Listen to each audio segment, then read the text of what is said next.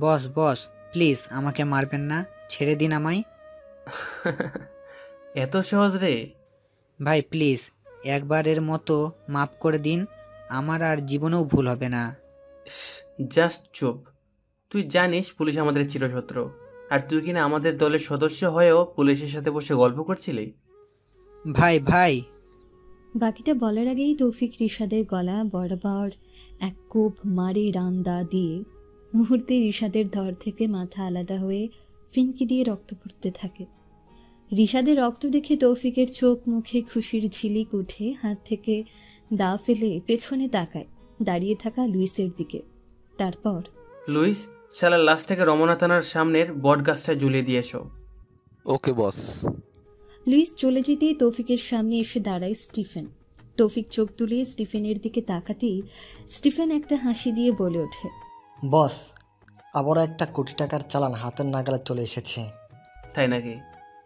জি বস, এই চালানটা এখানে একটা লোকাল মাস্তান রাসেলের গোডাউনে যাবে। কিছুটা ভুল বললে স্টিফেন। চালানটা রাসেলের নয়, যাবে আমার গোডাউনে। যাও, কাজে লেগে পড়ো, আমি আজ আসছি। কথাটা বলেই তৌফিক চলে আসে গোডাউন থেকে। একা একা হাঁটছে তৌফিক। নিস্তব্ধ রাত। স্টিফেনকে কাজে পাঠিয়ে তৌফিকের মনে তেমন একটা ভালো লাগা কাজ করছে না, কারণ স্টিফেন এসব কাজে নতুন। তবু ভরসা করে তৌফিক স্টিফেনকেই পাঠিয়েছে। হাঁটতে হাঁটতে তৌফিক চলে আসে চৌরাস্তার মোড়ে। এমন সময় কয়েকটা লোক এসে দাঁড়ায় তৌফিকের সামনে। তারপর, কিরে বেটা, কোথায় যাস? বাসা কেন? কিছু বলবি? হা হা হা, আমরা কথা বলি কম, চুরি চালাই বেশি, বুঝলি? এখন যা আছে তোর পকেটে দ্রুত বের করে দে, নয়তো। কথাটা বলেই লোকগুলো পকেট থেকে ছোট বার্মিস চাকু বের করে তৌফিকের সামনে ধরে। তৌফিক মুচকি হেসে বলে, পকেট থেকে জিনিস বের করলে সহ্য করতে পারবি তো? দোষ শালা, চিনো সময় ভয় দেখাস আমাদের? শালা আমরা হলাম রাসেলের লোক, বুঝলি? রাসেলকে চিনিস তো? ওসব রাসেল টাসেলকে চেনার সময় আছে নাকি বল? তবে বল শুনি, কি এই Rasel? Rasel the don of king, এই এলাকার বাপ, বুঝলি?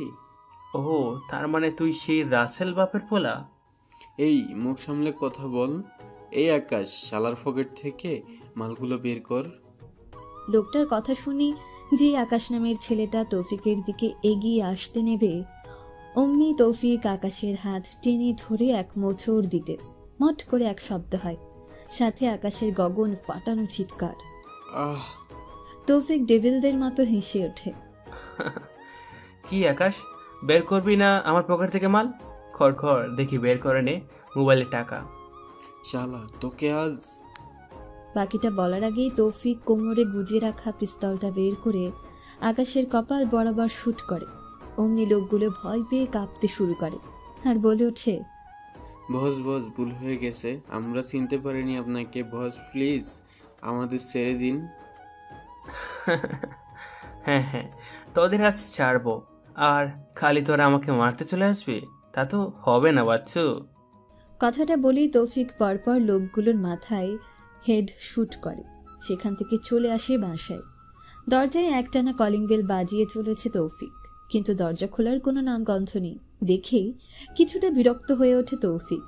রাগে দরজায় ধুপ করে এক লাথি মারতেই দরজা আপনা আপনি খুলে যায়। তৌফিক কিছুটা অবাক হয়ে দরজার দিকে তাকিয়ে থাকে। এত সহজে দরজা ভেঙে যাবে ও ভাবতেই পারছে না। সে যাই হোক, তৌফিক ওসবে পাত্তা না দিয়ে নিজের মতো করে ঘরে গিয়ে শুয়ে পড়ে। বিছানায় শুয়ে পড়তেই রাজ্যের ঘুম চলে আসে তৌফিকের চোখে। কেউ বিশ্বাসই করবে না তৌফিককে দেখে যে এই তৌফিক একটু আগে 6টা খুন করে এসেছে। ভাইয়া, ভাইয়া, ওই ভাইয়া। ছোট বোন নিতুর ডাকে তৌফিকের ঘুম ভেঙে যায়। কিছুটা বিরক্তি নিয়ে চোখ খুলে তাকায় নিতুর দিকে। নিতু তৌফিকের দিকে হাসি মুখে তাকিয়ে আছে, যেটা দেখে আপনা আপনি তৌফিকের মুখেও হাসি ফুটে ওঠে। বিছানা থেকে উঠে বসে তারপর, কিরে বোন, এত সকাল সকাল ডাকছিস কেন? কিছু কি হয়েছে? হি, হয়নি বলতে অনেক কিছুই হয়েছে। তাই নাকি? তো একটা একটা করে বল, কি হয়েছে শুনি আমি। গতকাল রাতে তুমি কোথায় গিয়েছিলে জানো? বাবা বাসায় এসে তোমাকে পুরো বাসা তন্ন তন্ন করে খুঁজেছে। পুরো বাসায় খুঁজতে হবে কেন শুনি? আমি কি বাচ্চা নাকি যে যেখানে সেখানে থাকবো? আমার রুমে আমি নেই মানে? ধরে নিবি আমি বাসায় নেই? সেটা বাদ দাও, গত রাতে তুমি দরজা ভেঙে ভিতরে কিভাবে ঢুকেছো শুনি? এত হাই সিকিউরিটি থাকার পরও তুমি ভেঙে ফেলেছো দরজা, যেটা দেখে বাবা এখনো মাথায় হাত দিয়ে সোফায় বসে আছে। বাংলা না তো কি করবো শুনি? এতবার কলিং বেল বাজিয়েছি, কিন্তু তোদের কোনো পাত্তা নেই। দরজা খোলার তাই তো ভেঙেছে। বাবা কলিং বেলের ব্যাটারি খুলে রেখেছিল, যেন তুমি এসে ডিস্টার্ব না করো। হয়েছে বল, এখন আর কিছু শুনবো না। তো এখন 1 কাপ চা নিয়ে আয়, আমি গোসল করতে গেলাম। কথাটা বলে তৌফিক আর দেরি না করে দ্রুত বাথরুমে ঢুকে শাওয়ারের নিচে চলে যায়। গত রাত থেকে ওর শরীর ঘিনঘিন করছিল। কতগুলো খুন করার পরও সে গোসল করেনি ভেবেই নিজেই নিজেকে গালি দিতে থাকে। পাক্কা 1 ঘন্টা গোসল করে রুম থেকে বের হতেই দেখে টেবিলের উপর চায়ের কাপ রাখা। চায়ের কাপ হাতে নিয়ে 1 চুমুক দিতেই দেখে পুরো চা ঠান্ডা। তাই কি আর করার, চাকে জুস ভেবে 1 ঢোকে গিলে ফেলে তৌফিক। তারপর রেডি হয়ে ড্রয়িং রুমে আসতেই দেখতে পায় এমপি আর সাহেব বসে আছেন সোফায়, মাথায় হাত দিয়ে। তৌফিক মুচকি হেসে আরমান সাহেবের সামনে গিয়ে বসতেই আরমান সাহেব মাথা থেকে হাতটা সরিয়ে তৌফিকের দিকে তাকায়। তারপর, এই হারামি, তোর কি কোনোদিন আক্কেল জ্ঞান কিছুই হবে না? সকাল সকাল বাবা এসব ভালো লাগে না। একটু শান্তি মতো বসে থাকতে দাও তো, খুব খিদা পেয়েছে। তো আমাকে বলছিস কেন? তোর মাকে গিয়ে বল না ক্ষুধা পেয়েছে, খেতে দাও। তৌফিকের চেহারা মুহূর্তেই গোমরা হয়ে যায়। ও ভাবতেই পারেনি ওর বাবা হুট করে ওর মরা মাকে নিয়ে কথা বলবে। তবু তৌফিক কিছুটা নিচু স্বরে বলে, মা তো বেঁচে নেই, থাকলেও তো আমাকে আর খাবার চাইতে হতো না, তার আগেই হাজির হয়ে যেত। যাই হোক, আমি আসছি, কলেজের সময় হয়ে গেছে। তৌফিক সোফা থেকে উঠতে যাবে তার আগেই নিতু এসে তৌফিককে বসিয়ে দেয়। তারপর, ভাইয়া তুমিও না খুব বেশি বেশি করো সব সময়। আমার আম্মু কি তোমার আম্মু না? তৌফিক কিছু বলতে যাবে তার আগেই আরমান সাহেব বলে ওঠে, এত রাগ আর জিদ ভালো না, বুঝলি? আমি মানছি আমি দ্বিতীয় বিয়ে করেছি, তা না হলে এই যে সকাল দুপুর রাত খাবার পাচ্ছিস, সেটা কি তুই পেতি? দেখুন আরমান সাহেব, এত কথা আমি বলতে চাই না এবং শুনতেও চাই না। জাস্ট চুপ করুন। আমার ইচ্ছা কুসকুস, বুঝতে পেরেছেন? দেখ মা নিতু, তোর বড় ভাই দিন দিন কেমন বেয়াদব হয়ে যাচ্ছে, নিজের বাবার নাম ধরে ডাকছে। দূর, তোমাদের বাবা ছেলেকে নিয়ে আমি আর পারি না। টম এন্ড জেরির মতো লেগেই থাকো তোমরা। ভাইয়া আসো, খাবে। আর বাবা, মাথায় হাত দিয়ে বসে না থেকে তাড়াতাড়ি উঠে দরজার সিকিউরিটি আরো বাড়াও। রাতে ভাইয়াই তো একাই দরজা ভেঙে ফেললো। চোট্টর আসলে না জানি কি করে। আরমান সাহেব কিছু বললেন না, তবে মাথা নাড়িয়ে তিনি চলে গেলেন। তৌফিকও আর দেরি না করে খাবার টেবিলে গিয়ে বসে। কোনো রকমে নাস্তা করেই বাড়ি থেকে বের হয় কলেজে যাওয়ার জন্য। নিজের মোটরসাইকেল নিয়ে কলেজে আসতেই তৌফিকের সামনে চলে আসে লুইস আর স্টিফেন। তৌফিক মোটরসাইকেলটা রেখে ওদের দিকে এগিয়ে যায়। তারপর, কি খবর লুইস আর স্টিফেন? বস, ভালো, কিন্তু ভেতরে কিছু খবর আপনাকে বললে হয়তো খারাপ খবর হতে পারে। মানে? বস, গতবারে আমাদের 2 জন কর্মী নিহত হয়েছে রাসেলের লোকের কাছে। স্টিফেন, এর মানে তুমি গতকাল রাতে ব্যর্থ হয়েছ? বস, আমাকে ক্ষমা করবেন, আমি সব কিছু সামনেই এনেছিলাম। গাড়িগুলো নিজের কবজায় নিয়ে গোডাউনের দিকে নিচ্ছিলাম। ঠিক সেই মুহূর্তে কতগুলো মোটরসাইকেল এসে গাড়িগুলোকে আটকিয়ে প্রচুর গুলি বর্ষণ করে। তার কারণে আমরা পালিয়ে আসলেও গাড়ি ড্রাইভিংয়ে থাকা আমাদের কর্মী নিহত হয়। তাদের দেহ আমরা দাফন করে ফেলেছি বস। এখন এখানে না থেকে তোমরা যাও। লুইস আর স্টিফেন চলে যেতেই তৌফিকের সামনে এসে দাঁড়ায় রিয়া। তৌফিক রিয়াকে দেখে কিছুটা বিরক্ত হয়ে যায়, কারণ এই এক রিয়াকেই ও সহ্য করতে পারে না। পুরো কলেজের সবাই, এমনকি স্যার ম্যাডামও যাকে ভয় করে, সেখানে রিয়া তৌফিককে কিছুই মনে করে না। করবেই বা কেন? রিয়ার বাবা যে তৌফিকের বাবার মতোই এমপি। আই তৌফিক, তোমাকে আমি সারা কলেজ খুঁজে বেড়াচ্ছি, আর তুমি এখানে বসেছিলে? বসেছিলাম কই, মাত্র আসলাম, ক্লাসে যাব। দূর, তোমার আর ক্লাস? আমি সামনে আসলে তোমার ক্লাস থাকে, তাই না? কই না তো, আমার সব সময়ই ক্লাস থাকে, কিন্তু আমি তোমার জন্য কোনো ক্লাসই করতে পারি না। দূর, তুমিও না, চলো না, আজ আমরা ঘুরতে যাব। ওই তুমি কি বলো তো, আমাকে কি নিজের বয়ফ্রেন্ড মনে হয় যে যখন খুশি তখন ঘুরতে নিয়ে যাওয়ার বায়না করবে? বয়ফ্রেন্ড হলে সমস্যা কই, দেখতে কিন্তু আমি মোটেও খারাপ না। তবুও আমি তোমার বয়ফ্রেন্ড হব না, বুঝলে? এখন যাও ক্লাসে, আমাকেও যেতে হবে। আরে দূর, ক্লাস আমার আর তোমার বাবা এমপি, বুঝলে? এমপির ছেলে মেয়ে ক্লাস করা লাগে নাকি? এমনি পাশ হয়ে যাবো আমরা। তার চেয়ে চলো না আমরা দুজন কোথাও থেকে ঘুরে আসি। অনেক দিন হলো আমরা কোথাও ঘুরতে যাই না।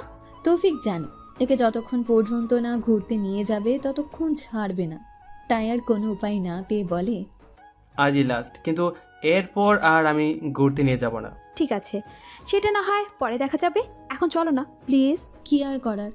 তৌফিক রিয়াকে নিয়ে ঘুরতে বের হয়। সারাদিন ঘোরাঘুরি শেষ করে রিয়াকে ওর বাসায় রেখে তৌফিক বাসায় আসতেই তৌফিকের ফতমার চেঁচামেচি শুরু হয়। এটাই হওয়ার কথা ছিল। তৌফিক সেটা আগে থেকেই জানত, কারণ নিতু বা তৌফিকের বাবা কেউ বাসায় নেই। তৌফিক চুপচাপ ড্রয়িং রুমের সোফায় বসতেই তৌফিকের সৎমা তৌফিকের সামনে এসে বলে, এই তোর কি কোনো আক্কেল জ্ঞান নাই? সারাদিন টোটো করে ঘোরাঘুরি করিস। বলি বাসায় যে বাজার নেই সেটা কি জানিস? তোকে কি বসে বসে খাওয়াবো? বাসায় আসতে না আসতে খাওয়ার মতো খাকা করতে শুরু করেছেন কেন শুনি? একটু শান্তিতে বসতে দিবেন তো? কি বললি আমি কাকা করি? হারামজাদা, আমার স্বামীর টাকায় খাবি আবার আমাকেই কথা বলবি কাকা? যাক তাড়াতাড়ি বাজার আন, নয়তো আমি এক্ষুনি তোর বাবার কাছে নালিশ করবো তুই মদ খেয়ে বাসায় এসেছিস। তাই নাকি? এটা বললেই বুঝি বিশ্বাস করে নিবে বাবা আমি মদ খেয়ে বাসায় এসেছি? তুই কি ভেবেছিস আমার কথা শুনবে না তোর বাবা? তুই আমাকে তবে এতদিনে এই চিনলি বোকা? তৌফিক কিছু বলতে যাবে তার আগে দরজায় কেউ কলিং বেল বাজায়।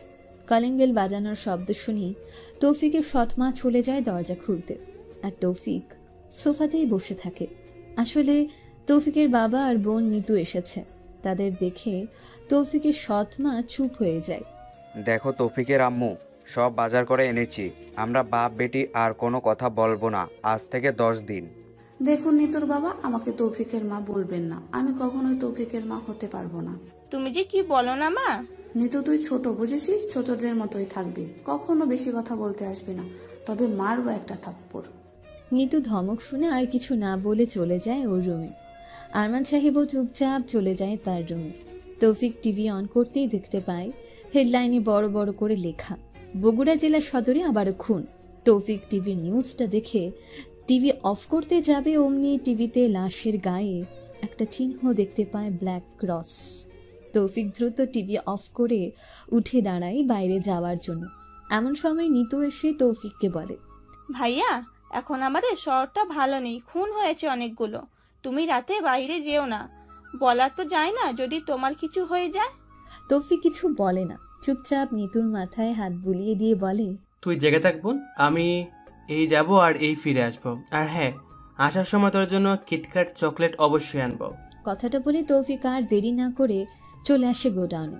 তৌফিক গোডাউনে ঢুকতেই লুইস আর স্টিফেন এগিয়ে আসে তৌফিকের সামনে। তারপর, বস হঠাৎ না বলেই চলে আসলেন যে, কোনো খবর আছে কি? কোনই খবর নেই, বাসায় থাকতে ভালো লাগছিল না তাই আসলাম। একটু আগে টিভি চালু করছিলাম, দেখলাম গত রাতের খুনগুলো নিয়ে হেডলাইন বের হয়েছে। জি বস, আমরা নিজেরাও দেখেছি। এখন আমরা কি করতে পারি? কিছু করতে হবে না, আমাদের করারও কিছুই নেই। কারণ হলো আমাদের কোনো শত্রু এখনো নেই যে তাকে ধরার জন্য আমরা কাজ করব। জি বস, এভাবে সারাদিন বেকার বসে থাকতে আমাদের আর ভালো লাগছে না। তাহলে সারাদিন শুয়ে থাকবে, তাহলেই তো হয়। বস, আপনি মজা করছেন? কেন, মজা করা কি উচিত নয় এই সময়? বস, গতকালকে আপনি কি আবারও খুন করেছিলেন বাসায় যাওয়ার সময়? হ্যাঁ, কয়েকটা করেছিলাম। শালারা লোক না চিনে ভুল জায়গায় এসেছিল ডাকাতি করতে, বুঝিয়ে দিয়েছি শালাদের কার সাথে পাঙ্গা নিতে এসেছিল। দেখলি, স্টিফেন তোকে বলেছিল না এই কাজ বস ছাড়া আর কেউ করেনি? লুইস, এটা দাও তো। চলো ভিতরে যাই, আমাদের অনেকগুলো কাজ করতে হবে, বুঝলে? ওকে বস, আসুন। তৌফিক লুইস স্টিফেনের সাথে ভেতরে চলে যায়। এদিকে আফজাল চৌধুরী তার লোকদের ঠাস ঠাস করে থাপ্পড় মারে কয়েকটা। তারপর আগুন ঝরানো কণ্ঠে গর্জে উঠে বলতে থাকে, কার এত বড় সাহস সুজন আমার লোকদের খুন করেছে? আফজাল চৌধুরীর এমন গর্জে ওঠা দেখে সুজন কিছুটা ভয় পেয়ে যায়। ভয়ার্ত কণ্ঠে বলে ওঠে, বস বস আমি সঠিক জানি না, তবে আমি খোঁজ খবর নিচ্ছি। যত দ্রুত সম্ভব আমি আপনাকে নাম বলতে পারবো কে খুন করেছে আমাদের লোককে। আমি কোনো কথা শুনতে চাই না সুজন, আমি চাই রক্তের বদলে রক্ত। কারণ এত বুকের পাটা আমার লোকের শরীর থেকে রক্ত বের করে নিয়েছে, তাকে আমি দেখতে চাই, তাও জীবিত। ওকে বস, ওই হারামজাদাকে আমি কিছুতেই ছাড়ব না।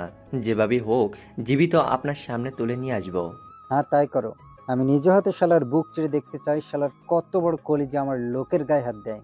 কথাটা বলে আফজাল চৌধুরী ভূগর্ভের সিক্রেট রুম থেকে বের হয়ে আসে। এদিকে সুজন আফজাল চৌধুরীর ডান হাত। কিছুটা চিন্তিত হয়ে নিজের চেয়ারে বসে পড়ে।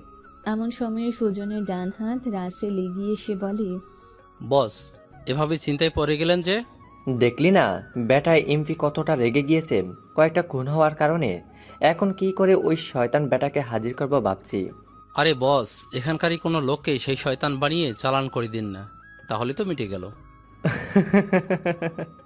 সেটা করা গেলে তো করতামই রাসেল, তবে এইবারে মামলাটা কিন্তু অন্যরকম।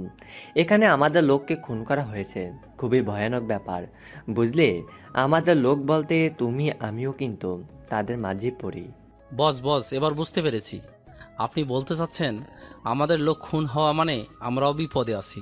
হ্যাঁ তাই, আমাদের দ্রুত ওই শয়তান ব্যাটাকে ধরে ফেলতে হবে। তার আগে চলো ওসি নিজামের সাথে দেখা করে আসি। ওকে বস, চলুন।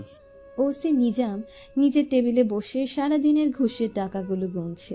ঠিক সেই সময় দরজায় হাবিলদার নক করে। নিজাম কিছুটা বিরক্তি নিয়ে বলে, হাবিলদার, তোমাকে না বলেছি এই সময়ে একদম নক করবে না? হাবিলদার কিছুটা ভয় ভয় বলে, সরি স্যার, আসলে এমপি আফজাল চৌধুরীর লোক এসেছিল আপনার সাথে দেখা করতে। ওসি নিজামের চোখ মুহূর্তেই চকচক করে ওঠে, কারণ এমপির লোক মানেই ঘুষের টাকা পাওয়া। কি? তাড়াতাড়ি পাঠিয়ে দাও, সাথে চা নিয়ে এসো। সুজন আর রাসেল ওসি নিজামের রুমে ঢুকতেই ওসি নিজাম দাঁড়িয়ে সালাম দেয়। আসসালামু আলাইকুম সুজন ভাই, হঠাৎ এতদিন পর আপনার দেখা পেলাম। আরে রাখো তোমার সালাম, বহুত বড় খারাপ খবর নিয়ে আসলাম তোমার কাছে। সে কি খারাপ খবর? বলুন বলুন শুনি, কিসের সেই খারাপ খবর? গত রাতে আমাদের 7 জন লোককে খুন করেছে কোনো এক শয়তানের বাচ্চা। কি? কার এত বড় সাহস সুজন ভাই? বলুন আমায়, আমি এক্ষুনি শালাকে তুলে এনে এমনভাবে রিমান্ডে নিব, জীবনে আর আপনার লোকের দিকে চোখ তুলে তাকাবে না। ওসি বলে কি বস? আরে ওসির বাচ্চা, আমরা পেলে তোর কাছে আসি, আমরাই তো ডাইরেক্ট শালাকে পগার পাড়ে পাঠিয়ে দিতাম। ইয়ে না মানে? রাসেল, কি দরকার ওসিকে ভয় দেখানোর? ওসি বসো, একটা জরুরি কথা বলি। তুমি দ্রুত গতকাল রাতে যেখানে খুন হয়েছে তার আশেপাশে সবগুলো সিসি ক্যামেরা ফুটেজ কালেক্ট করে অপরাধীকে ধরে জেলে আনো, বাকিটা আমরা দেখে নিব। জি জি, আপনি যা বলবেন সুজন ভাই তাই হবে। আমি এক্ষুনি ফোর্স পাঠাচ্ছি। ঠিক আছে, তবে আজ উঠছি নিজাম। সুজন রাসেল চলে আসতে যাবে অমনি ওসি নিজাম বলে ওঠে, ভাই ইয়ে না মানে? সুজন পেছনে ঘুরে বুঝতে পারে ওসি নিজাম কি বলবো, তবে তার আগেই পকেট থেকে 1000 টাকার এক বান্ডেল নিজামের দিকে ছুঁড়ে মেরে বলে, এটা চা খাওয়ার জন্য দিলাম, বাকি আরো দেব, তবে হ্যাঁ সেটা কাজ হওয়ার পর। কথাটা বলেই সুজন রাসেল থানা থেকে বের হয়ে চলে যায়। এদিকে ওসি নিজাম টাকার বান্ডেল থেকে 2টো নোট বের করে হাবিলদারকে ডেকে তার হাতে তুলে দেয়। তারপর, হাবিলদার পুরো এলাকায় ফোর্স পাঠাও, সবগুলো বাড়ির সিসি ক্যামেরা ফুটেজ আমার চাই। Okay sir. ওসি নিজাম নিশ্চিন্তে আবারও নিজের চেয়ারে গা এলিয়ে দিয়ে শুয়ে পড়ে। এমন সময় তার ফোনে কল আসে। Hello, OC Nizam. জি জি স্যার বলুন। সুজন গিয়েছিল ওখানে? জি স্যার, একটু আগে এসেছিল, আমাকে ওই শয়তান বেটাকে ধরতে বলে গেল। তার মানে তুমি কোনো কাজই করো না, বেটা সারাদিন চেয়ারে বসে ঘুমাও। আমার লোক খুন হলো অথচ তুমি চেয়ার থেকে নড়নি। আমাকে রাগিও না নিজাম, তার পরিণাম কিন্তু একদম ভালো হবে না। জি জি স্যার, আমি সব বুঝতে পেরেছি। আমি অলরেডি ফোর্স পাঠিয়ে দিয়েছি, তাড়াতাড়ি ধরা পড়বে ওই বেটা, আপনি নিশ্চিন্তে থাকুন। না নিজাম, আমি নিশ্চিত হতে পারছি না যতক্ষণ না ওই বেটা শয়তানকে আমি নিজে হতে বুক চেয়ে কলিজাটা না দেখতে পারি। ওর কলিজা কত বড় আমার লোককে গুলি করে মেরে ফেলে। স্যার আপনি শান্ত হন, আমি সব কয়টাকে খুঁজে খুঁজে বের করে আনবো, আপনি শুধু আমাকে কিছু সময় দিন।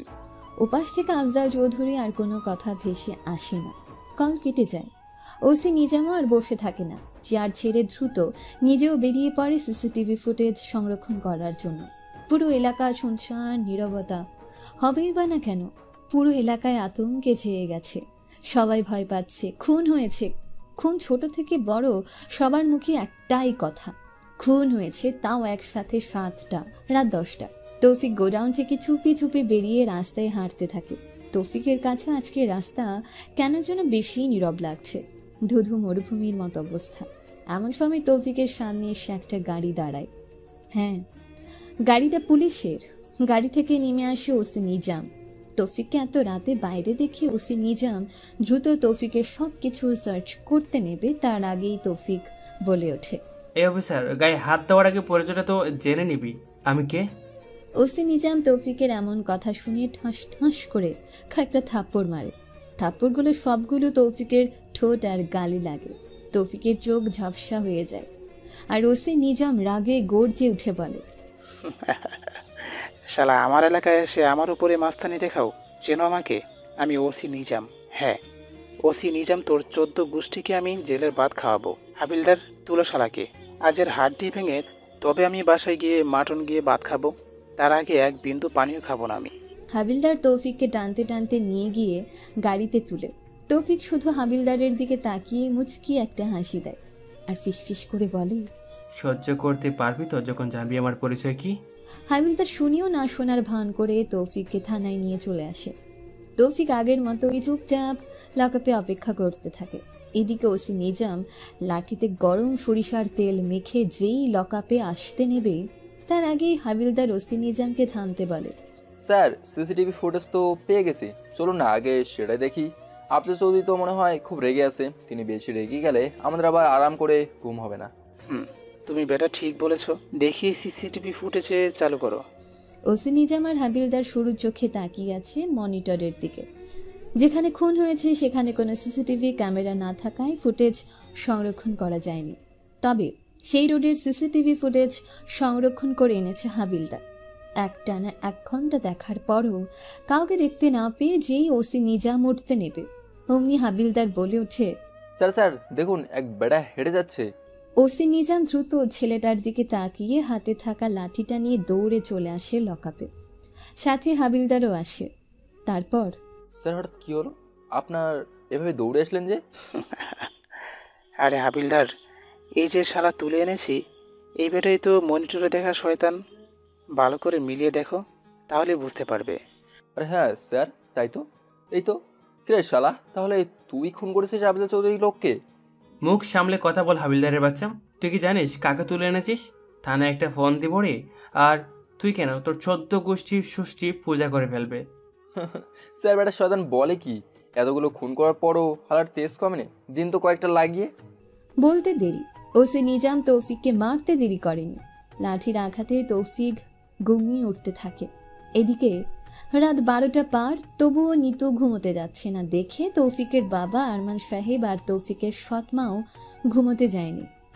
মা নিতু, প্লিজ চল ঘুমাতে। তৌফিকের ঠিক নেই কখন যে আসে। তুই এভাবে আর কতক্ষণ বসে থাকবি শুনি? না না না, বলেছি না তোমাদের আমি কিছুতেই ভাইয়ার হাত থেকে কিটক্যাট চকলেট না নেওয়া পর্যন্ত ঘুমাতে যাবো না। আচ্ছা দেখি, আমি তোকে 1000টা কিটক্যাট চকলেট নিয়ে দেব। তুই কোনো টেনশন করিস না, আমি যাচ্ছি কিনতে। না না না বাবা, তোমরা কিন্তু এখন আমায় রাগিয়ে দিচ্ছ।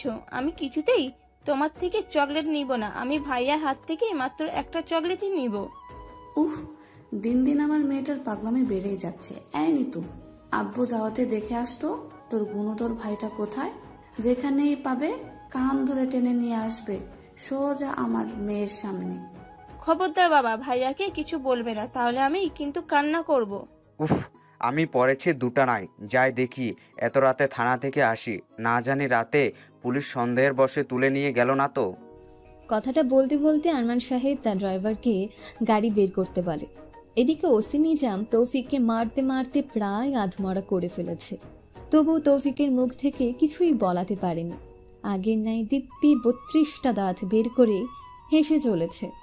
ওসি নিজাম নিজের পরনে টি শার্ট খুলে তৌফিকের চোয়াল শক্ত করে চেপে ধরে বলে, এ শালা বল, খুনগুলো কে করেছে? আমি শতভাগ নিশ্চিত খুনগুলো তুই করেছিস, কারণ তোর কাছে আমি পিস্তল পেয়েছি। তোর সময় খুব তাড়াতাড়ি শেষ হবে রে, খুব তাড়াতাড়ি শেষ। সহ্য করতে পারবি তো? শালা, এখন আমার মুখের উপর কথা বলছিস? তোকে আজ আমি। বাকিটা বলার আগেই হাবিলদার দৌড় এসে নিজাম সাহেবকে বলে, স্যার স্যার, এমপি আরমান সাহেব এসেছে। দূর, আবার আরেকজন এসে হাজির কি হলো? স্যার, ছেলে নাকি এখনো বাসায় ফেরেনি, তাই এখানে এসেছে। তৌফিক হাবিলদারের কথা শুনে অট্ট হাসিতে মেতে ওঠে। হাসতে হাসতে বলে ওঠে, বাসায় ফিরবে কি করে হাবিলদার? তুই তো আমাকে এখানে তুলে এনে খাতিরদারি করলি। মানে আপনি এমপি আরমান সাহেবের ছেলে? তৌফিক কিছু বলতে যাবে তার আগেই আরমান সাহেব চলে আসে লকআপের সামনে, আর এসে তৌফিককে খালি গায়ে দেখে রাগে গর্জে ওঠে। কার এত বড় সাহস আমার ছেলেকে এইভাবে মেরেছে? ওসি নিজাম, আমার ছেলেকে কেন মেরেছিস? কি স্যার, এটা আপনার ছেলে? না, আমার ছেলে না হলে আমি এটা বলতাম। বল, কোন কারণে আমার ছেলেকে মেরেছিস? স্যার আমার ভুল হয়ে গেছে। আসলে স্যার, গত রাতে কয়েকটা খুন হয়েছে, প্লাস আজকে টহল দেওয়ার সময় আপনার ছেলেকে পিস্তল সহ পাই, তাই ভেবেছিলাম এই খুন করেছে। প্লিজ স্যার, আমাকে মাফ করে দিন। আমি সত্যি বলছি, বুঝতে পারিনি এটা আপনার ছেলে। আরমান সাহেব অগ্নি দৃষ্টিতে নিজামের দিকে কিছুক্ষণ তাকিয়ে থেকে তৌফিককে বলে, বাবা, তুই ঠিক আছিস তো? এত মার খাওয়ার পরও ঠিকঠাক কীভাবে? তবুও সমস্যা নেই, আমি ভালো আছি। তবে আবার এইভাবে পাগলের মতো হাসিস কেন? চল, তোকে ডাক্তারের কাছে নিয়ে যাব।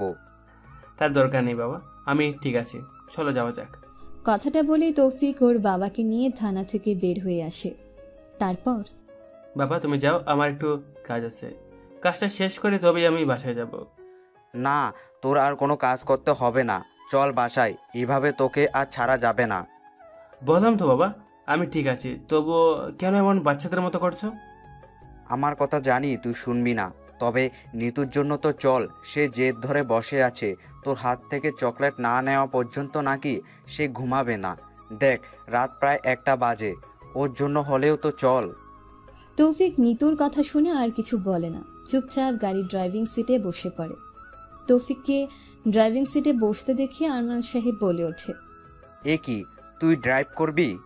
বাবা এত কথা না বলে গাড়িতে উঠে পড়ো, ভালো লাগছে না আমার। আরমান সাহেব ভয়ে ভয়ে গাড়িতে উঠে পড়ে, কারণ তিনি জানেন তৌফিকের গাড়ি চালানো আর প্লেন চালানো একই। 30 মিনিটের রাস্তা তৌফিক 10 মিনিটেই পার করে চলে আসে বাসায়। দরজায় কলিং বেল চাপতেই নিতু দৌড়ে এসে দরজা খুলে দেয়।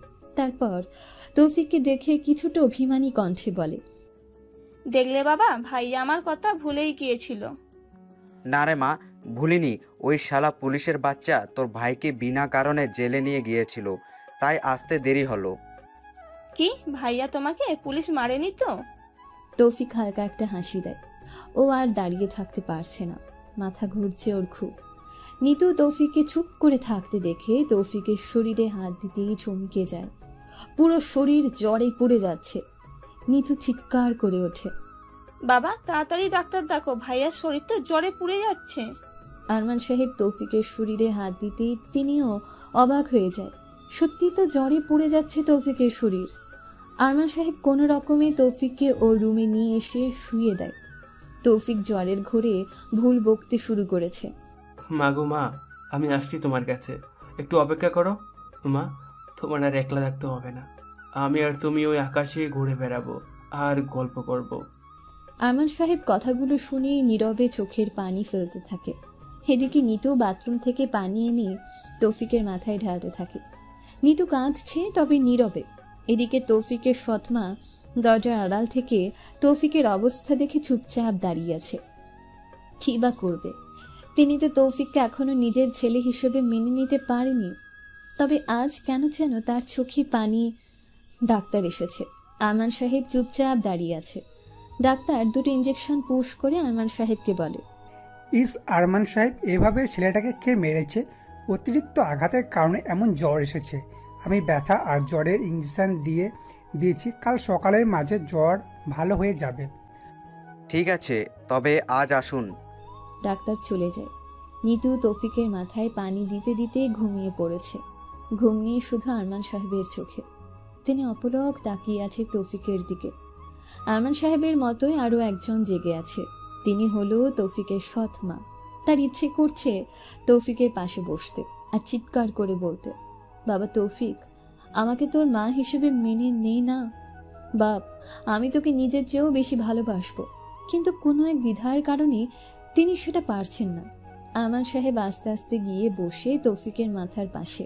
তারপর তৌফিকের মাথায় হাত বুলিয়ে দিতে দিতে বলতে থাকে, আমি জানি বাবা, তুই আমাকে কখনোই ক্ষমা করবি না, তবে জানিস আমার কলেজাটা আজ অনেক ঠান্ডা। কতগুলো বছর পর তোর মুখ থেকে বাবা ডাকটা শুনেছি আমি। তোর মায়ের মৃত্যুর জন্য আমাকে দায় করিস, সেটা আমি জানি, কিন্তু আমার কি কোনো দোষ ছিল বল? কেন শুধু শুধু জেদ ধরে বসে আছিস? ভুলে জানা সেই পুরনো অতীত। আমি তোকে খুব ভালোবাসি রে, কিন্তু তুই তো বুঝতেই চাস না। আরমান সাহেব কথাগুলো এক নাগাড়ে বলে চুপচাপ সেখান থেকে উঠে চলে আসেন। নিজের রুমে এসে দেখেন তার দ্বিতীয় স্ত্রী ঘুমিয়ে গেছে। আরমান সাহেব স্বল্প হাসেন, তারপর ওয়ার্ড্রব ভেতর থেকে তার প্রথম স্ত্রীর ছবি বের করে। কিছুক্ষণ তাকিয়ে থেকে শুয়ে পড়েন। ভোর হয়ে গেছে, প্রায় আজানের শব্দে নিতুর ঘুম ভেঙে যায়। চোখ মেলে বিছানার দিকে তাকিয়ে চিৎকার করে ওঠে, বাবা। নিতুর চিৎকার শুনে আরমান সাহেব দৌড়ে আসেন। তারপর, কি কি হয়েছে মা, এভাবে চিৎকার করলি কেন? বাবা, ভাইয়া কই? ও তো ভোরে বেরিয়ে গেছে মা, ওর নাকি কি কাজ আছে। তুমি যেতে দিলে কেন? তুমি কিন্তু বাবা খুব কেয়ারলেস। আমাকে ডাকতে পারোনি? ইস, আমার পাগল ভাইয়াটা না জানি এখন কোথায় কি করছে। আরে আরে, আমার মা কাঁদে কেন?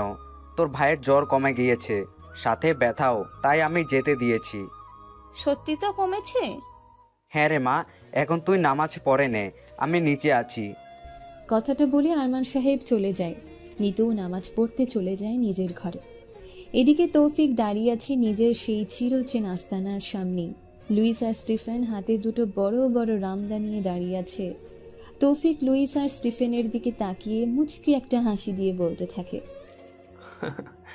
লুইস আর স্টিফেন, জানো গত রাতে ওসি নিজাম আমাকে কিভাবে মেরেছে?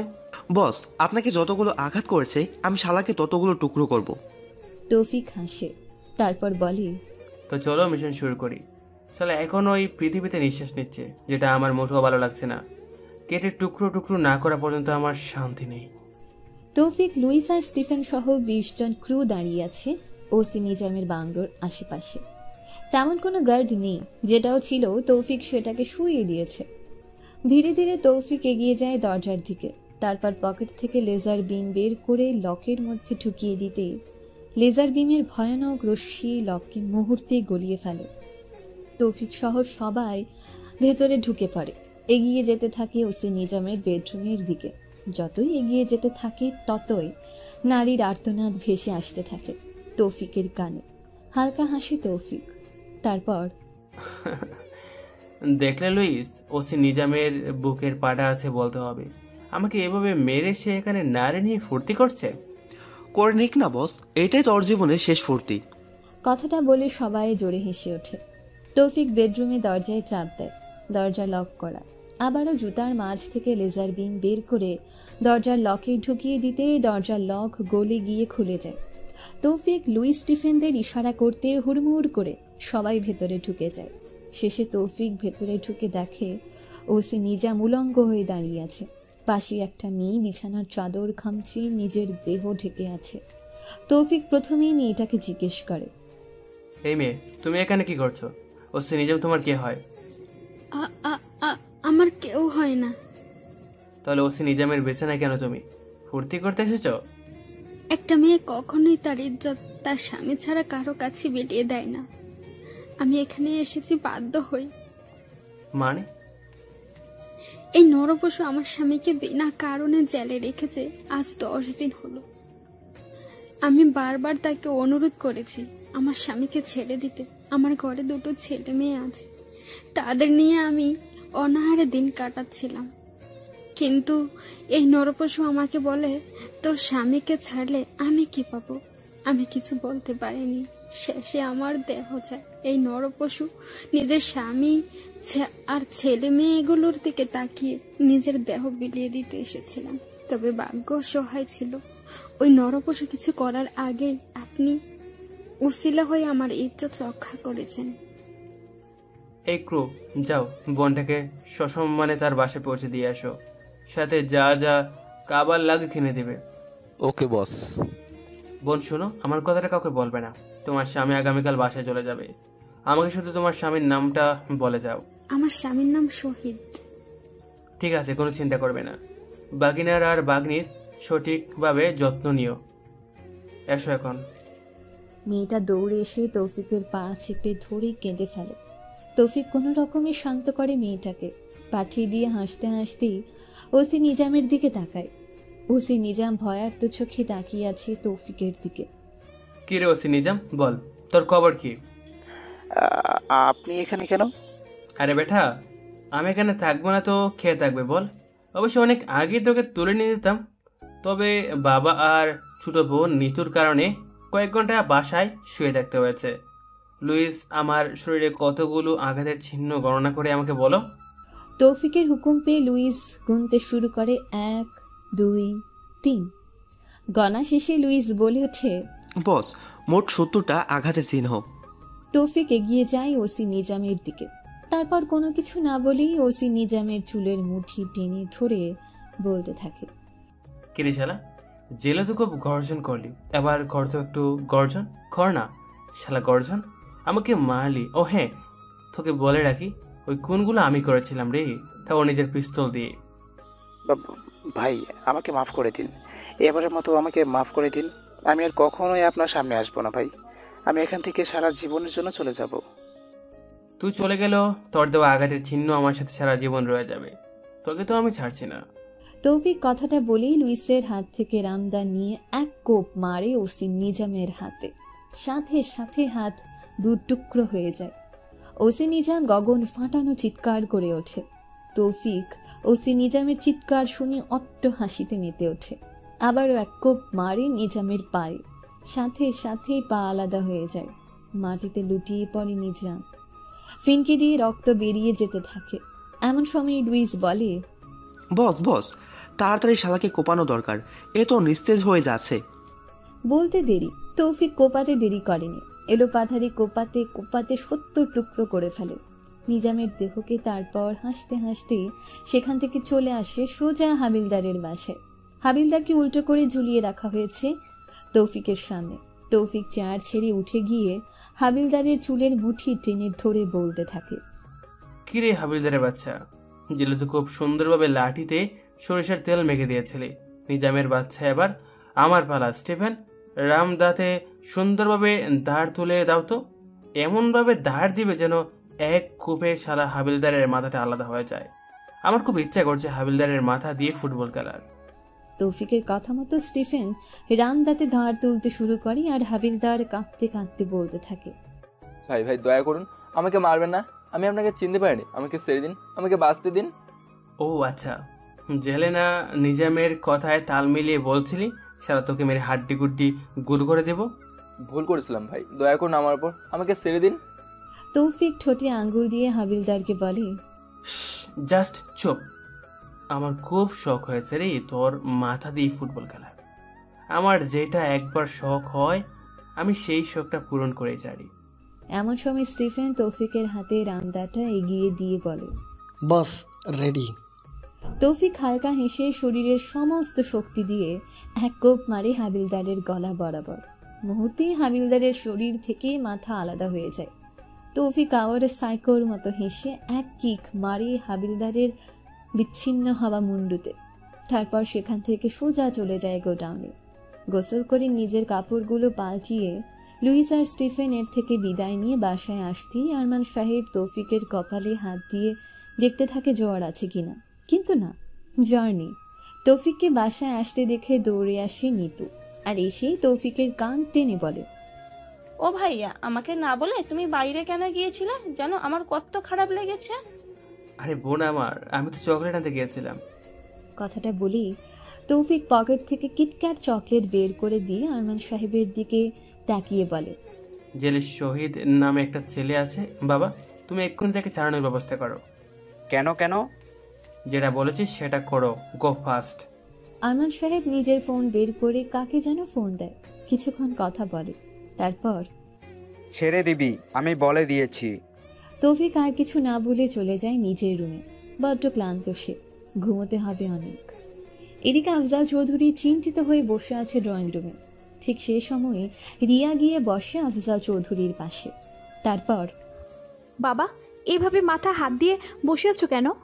আফজাল চৌধুরী মাথা তুলে তাকায় তার মেয়ের দিকে, এরপর নিচু স্বরে বলে, মা মন ভালো নেই, টেনশনে আছি।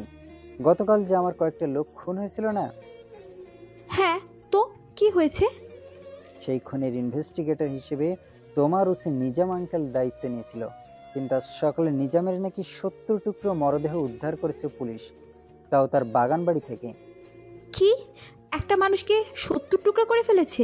এটা কোনোভাবেই মনে হচ্ছে না বাবা সাধারণ মানুষের কাজ হবে, এটা নিশ্চিত কোনো সাইকোর কাজ হবে। হ্যাঁ, আমিও সেটাই ভেবেছি।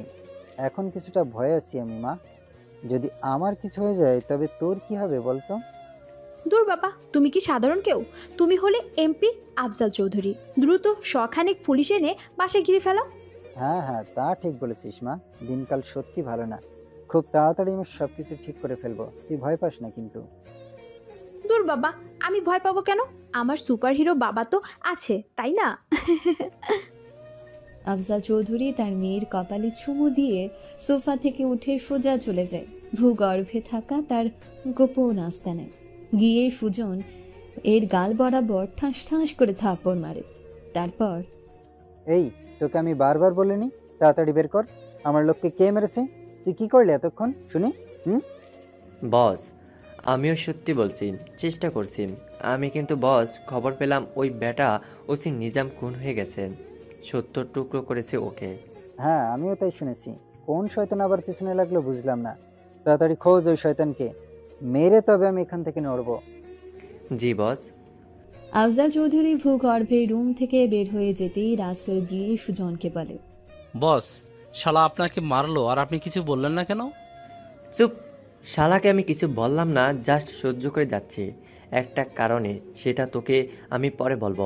তবে শুনে রাখ, ওই আফজাল চৌধুরীকে আমি মেরে টুকরো টুকরো করব আমার গায়ে হাত দেওয়ায়। এই না হলে আমার বস। যা, তুই ঘোরাঘুরি কর, আমি এখানে দেখছি। এদিকে তৌফিকের ঘুম ভেঙে যায় নিতুর ডাকে। ভাইয়া, ওই ভাইয়া। বল বোন, কি বলবি? ভাইয়া, আর কত ঘুমাবা? সেই সকাল 7টায় ঘুমিয়ে পড়েছো আর এখন দুপুর 2টো বাজে। তাড়াতাড়ি উঠে গোসল করে খেতে আসো। উঠছি, তুই যা বোন। যাচ্ছি, তবে এসে যদি দেখি ওঠোনি তবে রাগ করব। আর হ্যাঁ, আমি কিন্তু এখনো খাইনি, তোমার জন্য অপেক্ষা করব। তৌফিক লাফ দিয়ে উঠে চলে যায় বাথরুমে, আর নিতু খুশি মনে চলে যায় নিচে। নিতুকে খুশি দেখে তৌফিকের সৎ মা জিজ্ঞেস করে, কিরে মা, এত খুশি খুশি লাগছে কেন? ভাইয়া না বাদরের মতো লাফাতে লাফাতে গোসল করতে গেছে, যেই শুনেছে আমি তার জন্য না খেয়ে বসে আছি। তোদের ভাই বোনকে নিয়ে আমি আর পারি না। যা টেবিলে গিয়ে বস, তৌফিকের প্রিয় খাবার পায়েস বানিয়েছি, ও আসলে আমাকে ডেকে দিস। আচ্ছা আম্মু। এদিকে তৌফিক গোসল শেষ করে রেডি হয়ে ওর মায়ের ছবিটা হাতে নিয়ে চুপচাপ কিছুক্ষণ তাকিয়ে থাকে। তারপর মুচকি হেসে বলতে থাকে, জানো মা, আমাকে তোমার মতোই নিতু পাগলিটাও ভালোবাসে। ও আমার সৎ বোন নয়, আমার কলেজের টুকরো। থাকো, দেখি পাগলি না খেয়ে বসে আছে। কথাটা বলে তৌফিক ওর মায়ের ছবি টেবিলে রেখে ডাইনিং টেবিলে বসতেই নিতু ওর মাকে ডাকতে থাকে, মা, ও মা, ভাইয়া আসছে। এই, আবার ওনাকে ডাকছিস কেন? খেতে দেবো না, আমি খেয়ে চলে যাই। না না আম্মু, তুমি আসলে তাকে ডাকতে বলেছে। নিতু আবারও ডাকতে যাবে, তার আগেই তৌফিকের সৎমা হাতে এক বড় বাটিতে পায়েস নিয়ে তৌফিকের সামনে দাঁড়ায়। তৌফিক চলে যেতে নেবে, তার আগেই তৌফিকের সৎমা তৌফিককে ধরে বসিয়ে দেয় আর বলে, তোর বাবা মুখে শুনেছি বুবু নাকি তোর প্রতিটা জন্মদিনে সবার আগেই তোকে পায়েস বানিয়ে খাওয়াতো। প্রতি জন্মদিনে ইচ্ছে করতো তোকে বানিয়ে নিজ হাতে খাইয়ে, কিন্তু কোনো একটা বাধার কারণে পারিনি। তবে আজ আমি শত বাধা উপেক্ষা করে তোর জন্য পায়েস বানিয়েছি বাপ। একটু খেয়ে বল কেমন হলো, বুবুর মতো স্বাদ হয়েছে কিনা। কথাটা বলে এক চামচ পায়েস তৌফিকের মুখের সামনে ধরে। তৌফিক ওর সৎ মায়ের চোখের দিকে তাকিয়ে খেয়ে নেয়, তারপর বলে, আম্মুর চেয়েও বেশি ভালো হয়েছে। একটা জিনিস আবদার করব, রাখবি বাপ? বলো। একবার মা বলে ডাকবি। মা? তৌফিকের সৎমা তৌফিককে খুব শক্ত করে জড়িয়ে ধরে কেঁদে দেয়। তৌফিকও কাঁদে, তবে পাশে নিতু আর আরমান সাহেবের চোখ মুখে সুখের হাসি, তারা হাসছে। এমন সময় আরমান সাহেব বলে ওঠে, হয়েছে হয়েছে, মা ছেলের ভালোবাসা। এখন আমাদের তো খাবার দিবে নাকি? ক্ষুধায় পেট জ্বলছে তো। হ্যাঁ হ্যাঁ, দিচ্ছি। নিতু, খাবার বাড়তো। মা, আমি আজ আমার বড় ছেলেকে নিজ হাতে তুলে খাওয়াবো। কথাটা বলে নিজ হাতে তৌফিককে তুলে খাওয়াতে লাগে। তৌফিক চুপচাপ খেয়ে নেয়। ওর যেন বিশ্বাসে হচ্ছিল না আবার একটা মা পেয়ে যাবে। খাওয়া দাওয়া শেষে তৌফিক বাসা থেকে বের হতেই দেখতে পায় রিয়া দাঁড়িয়ে। আরে রিয়া, তুমি এখানে কি করছো? হ্যাপি বার্থডে তৌফিক জানু। কি জানো? হ্যাঁ জানু। শুধু শুধু বাদলামি করো। সব সহ্য করি বলে যা ইচ্ছা তাই করবে নাকি? আমি কিন্তু নিতুকে আগে থেকে সব বলে রেখেছি, ও আমাকে ভাবি ডাকে, বুঝলে? জীবনও না, আমি তোমাকে কখনোই ভালোবাসিনি। না বাসলে আমি বেসেছি অতি হবে। ওয়েট ওয়েট, নিতুকে ফোন দিই, তাহলে বুঝবে। কথাটা বলে রিয়া ফোন বের করে নিতু তৌফিকের ছোট বোনকে ফোন দেয়। নিতু ফোন ধরেই বলে, হ্যালো হপু ভাবি, বলো।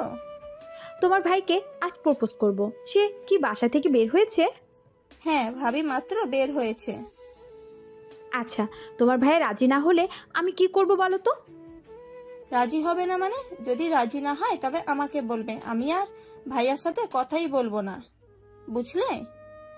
ওকে আমার ননদিনী, রাখছি। কথাটা বলেই রিয়া ফোন কেটে দেয় আর তৌফিকের দিকে তাকিয়ে জোরে হেসে ওঠে, কারণ তৌফিক রিয়ার দিকে হাঁ করে তাকিয়ে আছে। রিয়া হালকা খোঁচা দেয় তৌফিককে। তারপর, কি জনাব গম্ভীর, দেখলেন তো আপনার বোন কি বলল? এখন বলো কি চাও? যেহেতু আমার বোনকে হাত করে ফেলছো, এখন আর আমার প্রতিবাদ করার মতো সাহস নেই। কি আর করব, চলো না জানু, ঘুরে আসি দূর অজানায়। না, কোনো প্রয়োজন নেই দূর অজানায় ঘুরতে যাওয়ার। আমি বাসাতে ঠিক আছি। দূর, তুমিও না পুরোই আনরোমান্টিক। কই একটু রোমান্টিক কথা বলবে, তা না খালি ফাইজলামি করা। আমি এমনই নিরামিষ। তুমি কি করবে বলো, আমার কাজ আছে। কিছু করতে হবে না, বাইক নিয়ে আসো, ঘুরতে যাব। তৌফিক বাধ্য ছেলের মতো বাইক নিয়ে আসে আর রিয়া বাইকে উঠে শক্ত করে জড়িয়ে ধরে বলে, জানু চলো যাই তবে। তৌফিক চুপচাপ রিয়াকে নিয়ে চলে আসে পার্কে। তারপর একটা বেঞ্চে গিয়ে বসতেই ছোট্ট একটা ছেলে হাতে বাদামের ঝুড়ি নিয়ে তৌফিকদের সামনে এসে বলে, বাদাম খাইবেন ভাইয়া? একদম টাটকা, আর একটু আগেই বাসা থেকে বাইজা আনছি। তৌফিক ছোট ছেলেটার দিকে তাকিয়ে থাকে কিছুক্ষণ। এমন সময় ছেলেটা আবারও বলে, ভাইজান বাদাম দিমু? ভাবি আপনারে দিমুনি? হ্যাঁ ভাইয়া দাও। তোমার ঝুড়িতে মোট কত টাকার বাদাম আছে? সঠিক জানি না, তয় সারাদিন বিক্রি করলে দিন শেষে 500 টাকা বিক্রি করি। আচ্ছা, আমাকে ভাবি ডেকেছিস, তোর সব বাদাম আজকে আমি একাই কিনে নেব। এই তৌফিক জানো, এভাবে ছেলেটার দিকে তাকিয়ে আছো কেন? ছোট ভাই, সত্যি করে একটা কথা বলবি? হ ভাইজান, বলমু, কোন কি কইবেন? তোকে কে তাপ্পর মেরেছে বলতো? ছেলেটা এবার কাঁদো কাঁদো কণ্ঠে বলে, ওই যে বটগাছের নিচে রাসেল গুন্ডা বসে আছে না, ওই বাদাম খায়া টাকা দেয়নি। টাকা চাইছিলাম বইলা মারছে, সাথে আমার থেকে 100 টাকা চাঁদাও নিছে। তৌফিক তাকায় রাসেলের দিকে। কয়েকজন মিলে বসে আড্ডা দিচ্ছে আর বাদাম খাচ্ছে। তৌফিক ছেলেটার মাথায় হাত বুলিয়ে দিয়ে বলে, কাঁদিস না ভাই, তোর ওই টাকা তোর বাবি দেবে। রিয়া, একে টাকা দাও। আর হ্যাঁ, এত ছোট বয়সে তুই এভাবে বাদাম বিক্রি করছিস কেন? তোর বাবা মা নেই? বাপরে দেখিনি জীবনেও, মা আছে তয় পদ্মা করে। তাই আমি মারে কইছি বাড়ি থেকে বের না হইতে। মুই কাঁচা বাদাম কিনা বাসায় লয়ে যাই, মা ভাইজা দিলে সারাদিন ঘুরে ঘুরে বিক্রি করি। তোদের চলতে কি অসুবিধা হয়? না ভাইজান, তয় আজ মনে হয় খাওন জুটবো না। ওই রাসেল আমার অর্ধেক বাদামের আর টাকা কাইরা নিছে। থাক, কুকুরদের সাথে লাগতে নেই, বুঝলি? ওরা সবসময় ঘেউ ঘেউ করে, যদি লাগতে যাস তবে কামড়ে দিবে। এই নে ভাই, তোকে আমি 10,000 টাকা দিলাম, এটা লুকিয়ে রাখ, পারলে বাসায় চলে যা। টাকাটা তোর আম্মুকে দিবি, বুঝলি? বিপদে কাজে লাগবে। এত টাকা মুই কি করমু? চুপ, বাসায় চলে যা, আর আমাদের 50 টাকার বাদাম দিয়ে যা ভাই। ছেলেটা বাদাম দিয়ে দ্রুত চলে যায় বাসায়। তৌফিক বাদাম খেতে খেতে আস্তে আস্তে রিয়ার কোলে মাথা দিয়ে শুয়ে পড়ে আর বলে, যাক আলহামদুলিল্লাহ, আমার মন মতো বউ পেয়ে গেছে। তাই বুঝি? তবে এখনো বউ হয়নি কিন্তু। হওনি? হবে কতক্ষণ? চলো আজ উঠি। তৌফিক রিয়াকে ওর বাসায় নামিয়ে দিয়ে চলে আসে আস্তানায়। তৌফিককে আসতে দেখে লুইস আর স্টিফেন এগিয়ে এসে বলে, বস শিকারকে থাবা মেরে তুলে নিয়ে এসেছে। শাবাশ, চলো শিকারটাকে শিকার করে ফেলি। তৌফিক এগিয়ে গিয়ে দেখে রাসেল আর ওর দল বলকে ঝুলিয়ে রাখা হয়েছে উল্টো করে। তৌফিক কোনো কিছু না ভেবে রাসেলের চুলের মুঠি টেনে ধরে বলে, কিরে কুকুর, ছোট বাচ্চার বাদাম কাঁচা আবার গায়েও হাত দিস, পাতি মাস্তান হয়েছিস তুই? আমাকে ছেড়ে দে তৌফিক, আমাকে চিনিস না তুই। আমি আফজাল চৌধুরীর লোক, তোকে আফজাল চৌধুরী ছাড়বে না। আর আমি আফজাল চৌধুরীর জামাইয়ের জামাই। কথাটা বলার পরপরই গরুর চামড়া ছেলের মতো করে রাসেলের দেহ থেকে চামড়া প্লাস দিয়ে টেনে ছিঁড়ে ফেলে তৌফিক। তারপর কোমর থেকে পিস্তল বের করে পরপর কয়েক রাউন্ড হেড শুট করে তৌফিক লুইসকে বলে, লাশটা থানার সামনে ফেলে আসবে, আর বাকিগুলোকে তোমরাই শিকার করে ফেলো। কথাটা বলেই তৌফিক বাসায় চলে আসে। তৌফিককে বাসায় আসতে দেখে তৌফিকের সৎমা এগিয়ে এসে বলে, বয়স তো অনেক হলো, এবার একটা বিয়ে করে ফেল না বাপ। হ্যাঁ মা, আমিও তাই ভেবেছি, বিয়ে করব। নিতুকে বলো ওর নাকি পছন্দ হয়েছে কাউকে বাবি হিসাবে। হিহি, মাতার সাথেই ভাইয়া ছিল বুঝলে আজ সারাদিন। খুব পাগনা হয়ে গেছিস দেখছি। এই যে তৌফিক এর বাপ, আপনি কি বলেন? তৌফিকের বাবা আরমান সাহেব কিছুটা চিন্তিত কণ্ঠে তৌফিকের দিকে তাকিয়ে বলে, তৌফিক, আসলে বাবা রিয়াকে আমারও পছন্দ হয়েছে, কিন্তু তুই তো জানিসই আমার চির প্রতিদ্বন্দ্বী হলো আফজাল চৌধুরী। ও কি তোর সাথে তার মেয়ের বিয়ে দেবে? সেটা পরে দেখবনি বাবা, আমি আজ রাতে একটা কাজে বাহিরে যাব, ফিরতে সকাল হবে। কথাটা বলেই তৌফিক নিজের রুমে এসে কোমরে পিস্তল গুজিয়ে বাসা থেকে বেরিয়ে যায়।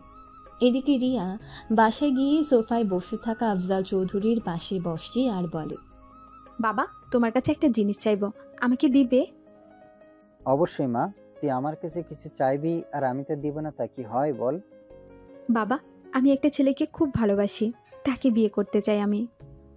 বাহ, বেশ তো। তা কে সেই ছেলে মা, বল আমাকে। ওই যে এমপি আরমান সাহেব আছে না, তার ছেলে তৌফিককে। আফজাল চৌধুরীর মুখটা মুহূর্তেই গম্ভীর হয়ে যায়। ছুপসে যাওয়া মুখ নিয়ে তার মেয়ের দিকে কিছুক্ষণ তাকিয়ে থেকে হালকা হেসে বলে, আচ্ছা ঠিক আছে মা, আমি আগামীকাল তাহলে ওদের বাসায় গিয়ে পাকা কথা বলে আসবো, কেমন? তুমি যাও রুমে। Love you papa. কথাটা বলে রিয়া খুশি মনে চলে যায় রুমে, আর আফজাল চৌধুরী দ্রুত নিজের ভূগর্ভের রুমে চলে আসে আর এসেই দেখে সুজন পাগলের মতো কাঁদছে। সুজন, কি হয়েছে, কাঁদছো কেন? বস, রাসেল খুন হয়েছে। কি? কখন? একটু আগে কে বা কারা জানি রাসেল সহ ওর বন্ধুদের লাশ থানার সামনে ফেলে রেখে গেছে। শক্ত হও সুজন, আজ বড় মিশনে যেতে হবে আমাদের। জি বস, আমি খুঁজে বের করবই কে আমার ভাই রাসেলকে খুন করেছে। আফজাল চৌধুরী গোপন এক নাম্বারে ফোন করে। কি ব্যাপার আফজাল, হঠাৎ অসময়ে ফোন? বস আর দেরি করতে নেই, কাজটা আজ রাতেই সেরে ফেলি। হ্যাঁ হ্যাঁ হ্যাঁ, তার বলতে সেরে ফেলো। পরের দিন সকাল হতেই তৌফিক চলে আসে বাসায়, হাত ভর্তি শপিং ব্যাগ, সবগুলোতে ওর সৎ মা বাবার জন্য কেনা প্রতি ঈদের গিফট, যেগুলো ও কিনলেও কখনো দেওয়া হয়ে ওঠেনি। এই গিফটগুলো ও খুব যত্নে ওর গোডাউনে রেখে দিয়েছিল। খুশি মনে গিফটগুলো নিয়ে বাসায় ঢুকতে কেন যেন তৌফিকের শরীর শিওরে ওঠে।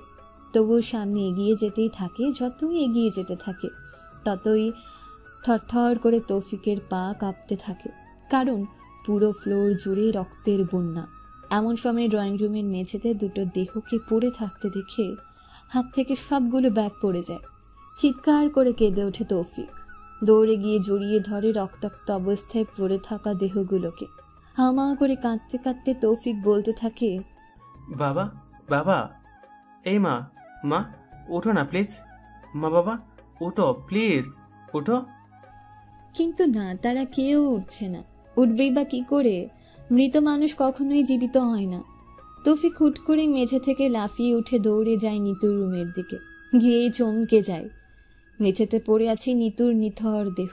ভালো করে তৌফিক তাকিয়ে দেখে কপাল বেয়ে রক্ত পড়ছে, মানে কেউ হেডশুট করেছে নিতুকে। নিতুর নিথর ঠান্ডা দেহটাকে বুকের সাথে চেপে ধরে তৌফিক কাঁদতে কাঁদতে বলতে থাকে, বোন রে বোন, ওঠে বোন, তোকে কে মেরেছে বোন, আমাকে বল বোন রে, একবার উঠ, দেখ তোর ভাই তোর জন্য কাঁদছে, বকা দে আমায়, বোন উঠ প্লিজ বোন। কিন্তু না, নিতু নিশ্চুপ। তৌফিক চুপচাপ পাথরের মতো নিতুর নিথর দেহ নিয়ে ড্রয়িং রুমে ওর বাবা মার পাশে রাখে। ফোনটা বের করে রিয়াকে ফোন দেয়। একবার রিং হতেই রিয়া রিসিভ করে ফোন। হ্যালো জানু, বলো। রিয়া, বাসায় চলে আসো, খুব বড় সারপ্রাইজ আছে। কথাটা বলেই ফোন কেটে দেয় তৌফিক। তারপর ফোন দেয় লুইসকে। Hello Luis. জি বস, বলুন, কোনো প্যাকেট কি রেখে গিয়েছেন?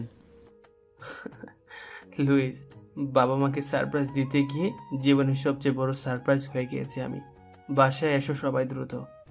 ফোনটা কেটে মাটিতে বসে নিশ্চুপ হয়ে তাকিয়ে থাকে ওর বাবা মা আর ছোট্ট নিতুর নিথর দেহগুলোর দিকে। প্রায় 15 মিনিট পরই রিয়া চলে আসে। তৌফিকের বাসায় দরজা খোলা দেখে ভেতরে ঢুকে ড্রয়িং রুমে আসতেই রিয়া লাশগুলো আর রক্ত দেখে চিৎকার করে ওঠে। চিৎকারের শব্দ শুনে তৌফিক মাথা ঘুরিয়ে পেছনে তাকায়। রিয়াকে দেখে আবারও মাথা নিচু করে ফেলে, কাঁদতে থাকে। রিয়া ধীরে ধীরে তৌফিকের পাশে এসে বসে। এই এসব কিভাবে হলো তৌফিক? আমি জানি না রিয়া, গত রাতে আমি আমার বাবা মার জন্য কেনা উপহারগুলো আনতে গিয়েছিলাম। আমার কেনা ফ্ল্যাটে সেখানেই রাতে ছিলাম, ভেবেছিলাম আজ সকালে এসে বাবা মাকে আমি সারপ্রাইজ দেব। কিন্তু দেখো, বাবা মা আমাকে সারপ্রাইজ দিয়ে দিল। আর ওই যে আমার ছোট বোন নিতু নিশ্চুপ হয়ে আছে। আমি রাতে ফিরিনি বলে হয়তো অভিমান করে ঘুমিয়ে গেছে। রিয়া জান, প্লিজ নিতুকে বলো না আমার সাথে কথা বলতে। হেই নিতু বোন, বাবা মাকে বল না আমার সাথে কথা বলতে, আমার খুব কষ্ট হচ্ছে রে। নীলা প্লিজ আমাকে একটু পানি দাও। রিয়া দৌড়ে যায় কিচেনে পানি আনতে। এক গ্লাস পানি এনে তৌফিকের সামনে ধরতে তৌফিক সবটুকু পানি ঠকঠক করে খেয়ে ফেলে। রিয়া তৌফিককে কোনো রকম সোফায় বসিয়ে বাতাস করতে থাকে। ততক্ষণে লুইস স্টিফেন সহ তৌফিকের লোকজন চলে এসেছে। লুইস তৌফিকের পাশে এসে আস্তে আস্তে বলে, ভাই, এখানকার ইমাম সাহেবকে ডেকে নিয়ে এসেছি। তিনি পুলিশ ডেকেছে মার্ডার কেসে বলে। কি পুলিশ ডেকেছে? শালা ইমামের বাচ্চা, আমি কেটে টুকরো টুকরো করে ফেলবো। তৌফিক আর কিছু বলতে যাবে তার আগেই পুলিশ অফিসার ভেতরে চলে আসে আর তৌফিকের সামনে এসে বলতে থাকে, মিস্টার তৌফিক, আপনার বাবা মা আর বোনকে নিয়ে যেতে হবে পোস্টমর্টেমের জন্য। যদি আপনি অনুমতি দেন তো নিয়ে যাব। দেখুন অফিসার, আমি আইন জানি। আমার বাবা মা আর বোনকে হত্যা করা হয়েছে, এটাও জানি। আপনি হয়তো এই থানায় নতুন, তবুও হয়তো জানেন আমার বাবা একজন রাজনীতিবিদ, 3 বারের নির্বাচিত এমপি। জি স্যার, কিন্তু কোনো কিন্তু না অফিসার। আমি আমার বাবা মা বোনকে কোনো ক্রমেই কাটতে দিব না। আপনি আসতে পারেন। স্যার, আমি জোর করতে পারি না, তবে এতটুকু বলি, আমরা দাফন হওয়া পর্যন্ত থাকি। যারা গোসল দেওয়া হবে তাদের থেকে কিছু তথ্য জেনে জানাজা শেষে চলে যাবনি। ঠিক আছে। তৌফিক আর কোনো কথা না বলে চুপচাপ সোফায় বসে থাকে। ওর মাথায় ঘুরপাক খাচ্ছে কিছুদিন আগে দরজা ভাঙার ঘটনাটা। ওর বোন আর বাবা বলেছিল এত শক্তিশালী লক তৌফিক কিভাবে একাই ভেঙে ফেলল। তার মানে এই নয় তো তৌফিক রাতে বাসায় আসার আগে কেউ লকগুলো ভেঙে ফেলেছিল। কিন্তু ও এসে যাওয়ার আর কিছু না করেই খুনিগুলো চলে গিয়েছিল। এক মনে তৌফিক ভেবে চলেছে অনেক কিছু। ঠিক সেই সময় রিয়া ওকে হালকা ধাক্কা দিয়ে বলে, তৌফিক, এভাবে কি ভাবছো? তোমার কি খুব অসুবিধা হচ্ছে? ডাক্তার ডাকবো? না রিয়া, আমি ঠিক আছে। জানো, আমি সবচেয়ে বড় অবাকা, বাবা রাজনীতিতে জড়িত ছিল আগে থেকেই। মা সবসময় বাবাকে নিষেধ করত রাজনীতিতে না জড়ানোর জন্য। বাবা শুনতো না, যার কারণে আমার মাকে খুন হতে হয়। মা খুন হওয়ার পর থেকে বাবার উপর আমার প্রচণ্ড ঘৃণা চলে আসে। বাবা বলে ডাকেনি 20টা বছর। তারপরও আবার বাবা দ্বিতীয় বিয়ে করে বোন হয়। আমি খুব খুশি ছিলাম, যদিও সৎ মা আমার ছেলে হিসেবে মেনে নেয়নি, আমিও মা ডাকিনি। তবে গতকাল আমার জন্মদিনে হঠাৎ করেই মা আমায় পায়েস খাওয়ায় এবং ছেলে হিসাবে মেনে নেয়। তবে দেখো, আমার ভাগ্য এতগুলো বছর পর যে মায়ের ভালোবাসা জুড়তে শুরু করেছিল তার আগে শেষ হয়ে গেল। তবে এবার মা একা নয়, বাবা আর বোনটার ভালোবাসাও কেড়ে নিল। শান্ত হও তৌফিক। তৌফিক আর কিচ্ছু বলে না, চুপচাপ সোফা থেকে উঠে বাইরে বের হয়ে আসে। গোসল শেষ করা হয়েছে ওর বাবা মা বোন। পুলিশ অফিসার খুঁটে খুঁটে সব তথ্য জেনে নিচ্ছে। যারা গোসল দিয়েছে তাদের থেকে লুইস আর স্টিফেন তৌফিকের পাশে এসে দাঁড়ায়। শক্ত করে দুজন দুটো হাত ধরে লুইস বলতে থাকে, বস, আপনার মতোই আমরাও অভাগা। ছোটবেলায় বাবা মা আলাদা হয়ে যায়, কেউ দায়িত্ব নেয়নি আমাদের। রাস্তায় থাকতাম, আমাদের ধর্ম কি জানতাম না। 20টা বছর, হঠাৎ কানা রাস্তায় আপনার সাথে পরিচয়। সেখান থেকেই আপনার সাথে ওঠা বসা, পবিত্র ও সত্য ধর্ম ইসলাম গ্রহণ করলাম। তবে নামটা বাপ মায়ের দেয় রেখে দিলাম। আমাদের তো ছিল না, আপনার তো ছিল, কিন্তু দেখুন আপনি একটু ভালোবাসা পেলেন না। বলতে হবে আপনার সাথে আমাদের অনেক মিল। তৌফিক লুইস আর স্টিফেনের মাথায় হাত বুলিয়ে দিয়ে বলে, বাদ দে ভাই, চল জোহরে আজান দিছে, নামাজে যাই। রিয়া, তুমি বাসায় চলে যাও, কেমন? রিয়া মাথা নাড়িয়ে চলে যায়। নামাজ শেষে তৌফিক ওদের পারিবারিক কবরস্থানে ওর বাবা মাকে দাফন করে বাসায় চলে আসে। বাসায় তৌফিক, লুইস, স্টিফেন আর তৌফিকের সব ক্রু, কেউ রান্না করছে, কেউ টেবিল সাজাচ্ছে। তৌফিক ধীর পায়ে এগিয়ে যায় দরজার দিকে, ভালো করে পর্যবেক্ষণ করতে থাকে দরজা। এমন সময় লুইস বলে, বস, এভাবে দরজার দিকে তাকিয়ে আছেন কেন? লুইস, আমার মনে হচ্ছে এর আগেও বাবা মাকে কেউ মারতে এসেছিল। মনে নেই সেদিন কয়েকটাকে টপকে বাসায় এসেছিলাম না? সেই দিনই তারা দরজার সবগুলো লক ভেঙে ফেলেছিল, কিন্তু হঠাৎ আমি আসায় আর কিছু করে উঠতে পারিনি। কি? হ্যাঁ, এই দেখো, আজকেও দরজার সবগুলো ডিজিটাল লক ভাঙা। এর মানে শালা খুনি খুব ভালোভাবেই পরিকল্পনা করে এসেছিল। বস, সেটা যাই হোক না কেন, আমাদের খুঁজে বের করতেই হবে কে মেরেছে আমার চাচা চাচি আর ফুলের মতো বোনটাকে। মুহূর্তেই তৌফিকের চোখ মুখ দিয়ে আগুন বেরোতে থাকে। স্টিফেন এসে তৌফিকের হাতে রামদাদ তুলে দিয়ে বলে, বস, আমি জানি আপনি কতটা ভয়ানক। অতীতের সব ভয়ানকগুলোকে আরও ছাড়িয়ে যেতে হবে, আরও নিঃশান্তভাবে মারতে হবে ওই শয়তানের বাচ্চা। তৌফিক রাগে থরথর করে কাঁপতে থাকে। ঠিক সেই মুহূর্তে তৌফিকের ফোনে একটা কল আসে। তৌফিক ফোনটা হাতে নিয়ে দেখে রিয়া ফোন করেছে। চুপচাপ ফোনটা রিসিভ করতেই ওপাশ থেকে রিয়ার গোঙানোর শব্দ তৌফিকের কানে আসে। তৌফিক অস্থির হয়ে জিজ্ঞেস করে, hello hello Riya, hello Riya, শোনা কি হয়েছে?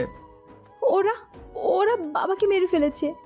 আমি আসছি রিয়া, আমি আসছি, তুমি অপেক্ষা করো, আমি আসছি। লুইস, গাড়ি বের করো। লুইস এক দৌড়ে চলে যায় গাড়ি বের করতে। বস, কি হয়েছে? তোমার বাবা বিপদে, দ্রুত সবাই চলো। তৌফিক কথাটা বলেই এক দৌড়ে গাড়ি ড্রাইভিং সিটে বসে। বুলেটের গতিতে গাড়ি নিয়ে চলে আসে রিয়াদের বাসায়। কোনো রকমে গাড়ি থেকে নেমে এক দৌড়ে বাসার ভেতরে ঢুকিয়ে পড়ে আর দেখে সোফায় হালান দিয়ে নিস্তব্ধ হয়ে শুয়ে আছে রিয়ার বাবা। কিন্তু রিয়া কোথায়? তৌফিক ক্রুদের ডাক দেয়, পুরো বাড়ি তন্ন তন্ন করে খুঁজতে বলে। এমন সময় লুইস চিৎকার করে ওঠে, বস, পেয়েছি ভাবিকে, তাড়াতাড়ি আসুন। তৌফিক এক দৌড়ে চলে যায় দোতলার দ্বিতীয় ঘরে। গিয়ে দেখে রিয়া ফ্লোরে পড়ে আছে, পেট থেকে ঝরঝর করে রক্ত পড়ছে। রিয়া, রিয়া, এ রিয়া, বউ, এই বউ, কথা বলো। বউ প্লিজ, আমাকে একা করে চলে যাও না। রিয়া, এই রিয়া, বউ, কথা বলো, জান, কথা বলো। তৌফিক হাতের পালস ঠিক করে চলেছে। দ্রুত কোলে তুলে নিয়ে ছুটতে থাকে হসপিটালের উদ্দেশ্যে। 10 মিনিট পর হসপিটালে আসতে ডাক্তার রিয়াকে নিয়ে অপারেশন থিয়েটারে চলে যায়। তৌফিক পাগলের মতো ছটফট করতে থাকে, হসপিটালের মাথা থেকে ও মাথা পর্যন্ত। এমন সময় লুইস তৌফিকের হাত ধরে টেনে নিয়ে গিয়ে বসিয়ে দেয় একটা চেয়ারে। তারপর, বস, আপনি প্লিজ শান্ত হন। আমি জানি আপনার মাথা ঠিক নেই, তবে এতটুকু বলবো বস, ধৈর্য হারালে আমরা হেরে যাব। আমাদের শান্ত থাকতে হবে বস, প্লিজ শান্ত হয়ে বসুন। এই দেখুন, আমি রিয়া ভাবির পাশ থেকে ফোনটা তুলে নিয়ে এসেছি। তৌফিক শান্ত হয়ে লুইসের হাত থেকে ফোনটা নিয়ে দেখতে থাকে। ফোনটা রিয়ার না। কৌতূহলবশত তৌফিক ফোনের কল রেকর্ড চেক করতে গিয়ে অবাক হয়ে যায়। একটা কল রেকর্ড শুনে সাথে লুইস আর স্টিফেনও। অস্পষ্ট সুরে স্টিফেন বলে ওঠে, তার মানে চাচা চাচি আর নিহত বোনকে এই আফজাল চৌধুরী খুন করেছে? না স্টিফেন, খুনটা আফজাল চৌধুরী করলেও খুন করার হুমকিটা অন্য কেউ দিয়েছে। তাহলে আফজাল চৌধুরীকে খুন করলো কে? তৌফিক মুচকি একটা হাসি দিয়ে বলে, কে আবার?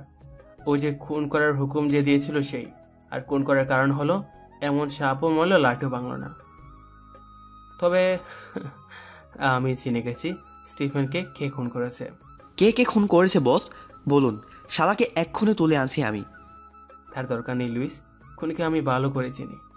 প্রায় 5 ঘন্টা পর ডাক্তার অপারেশন থিয়েটার থেকে বের হতেই তৌফিক দৌড়ে যায় আর জিজ্ঞেস করে, ডাক্তার, রিয়া কেমন আছে? আলহামদুলিল্লাহ ভালো আছে, তবে হ্যাঁ বিপদ কাটতে 4-5 দিন লেগে যাবে। ডাক্তার চলে যায়। তৌফিক লুইসকে ডেকে পুরো 100 জন ক্রু এনে পুরো হসপিটাল ঘিরে রাখে। হাতে রামদা নিয়ে দাঁড়িয়ে আছে তৌফিক, দুপাশে লুইস আর স্টিফেন মেশিন গান কাঁধে নিয়ে দাঁড়িয়ে আছে। সামনে শখানেক লাশ গুলিতে ঝাঁঝরা হয়ে পড়ে আছে। এমন সময় দূর থেকে একটা মধ্যবয়স্ক লোক দৌড়ে এসে তৌফিকের পা ধরে অঝরে কাঁদতে কাঁদতে বলতে থাকে, ভাগ্না ভাগ্নি রে, আমাকে মাফ করে দে। আমিটা তোর বাবা, আমাকে তুই মারতে পারিস না ভাগ্না। তাই বুঝি? আমি তোকে মারতে পারি না, কিন্তু তুই আমাকে মারতে পারিস না, তাই না? এখন চুপচাপ বলে ফেল কি কারণে তুই আফজাল চৌধুরীর সাথে হাত মিলিয়ে আমার বাবা মা আর ছোট বোনটাকে মারলি। রাগ, বুঝলি? রাগ। আমি জানি তুই আমাকে বাঁচতে দিবি না, তবে তোকে বলে যাই শোন, তোর বাবা আর আমার বোন আমাকে নেতা হতে দেয়নি। বারবার তোর বাবার কাছে আমি হেরে গেছি মেম্বার নির্বাচনে। আমার বোনকে তোর বাপকে বোঝাতে বলেছিলাম তোর বাবা যেন ভোটে না দাঁড়ায়, কিন্তু তোর মা বোঝাতে ব্যর্থ হয়, তাই তোর মাকে মেরে দেই। হ্যাঁ, নিজের বোনকে আমিই মেরেছি। বহু চেষ্টা করেছি তোর বাপকে মারতে, কিন্তু পারিনি। তাই তো তোর বাপের শত্রু আফজাল চৌধুরীকে গুলি হিসেবে ব্যবহার করে, আর দেখ নিজ হাতে তোর বাপের মাথায় গুলি করেছি, বুঝলি? আর তোর সৎ মা আর বোনকে মেরেছে আফজাল চৌধুরীর ডান হাত সুজন। শালা দুজনকে তো আমিই মেরে লাশ নদীতে বেশে দিয়েছিলাম ওর দেহ। কাঁচা কাজ করি না আমি, বুঝলি? তুই তো শুরুতেই কাঁচা কাজ করেছিস। আরে মামু, আফজাল চৌধুরীকে তোর ব্যবহৃত সিম থেকে ফোন করেছিস, যে নাম্বারটা আমি জানতাম। আরও শিওর হয়েছিলাম যখন তোর আর আফজাল চৌধুরীর ভয়েস রেকর্ড শুনেছিলাম। যা, এখন সোজা উপরে চলে যা। কথাটা তৌফিক বলি রামদা দিয়ে এক কোপে ইকবালের ঘাড় থেকে মাথা আলাদা করে দিয়ে চলে আসে। হসপিটালের বেডের পাশে তৌফিক বসে আছে, আর রিয়া তৌফিকের হাত ধরে শুয়ে আছে। এমন সময় রিয়া বলে ওঠে, ওই যেন বিয়ে করবে আমায়? জান পাখি, বিয়ে করে এই দেশটা ছেড়ে তোমাকে নিয়ে চলে যাব। একটা কথা বলি। একটা কেন, 1000টা বলো। তোমাকে আমি অনেক অনেক অনেক বেশি ভালোবাসি। আমিও তোমায় অনেক ভালোবাসি পাগলি।